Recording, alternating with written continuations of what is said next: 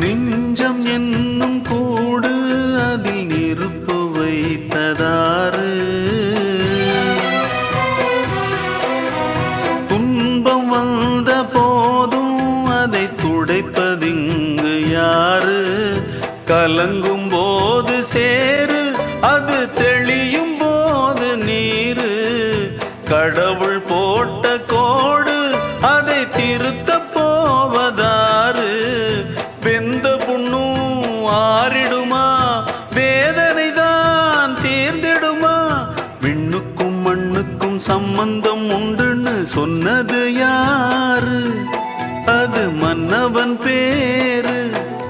அந்த வானத்தை போல மனம் படைச்ச மன்னவனே, பனி துளிய போல குணம் படைச்ச தென்னவனே.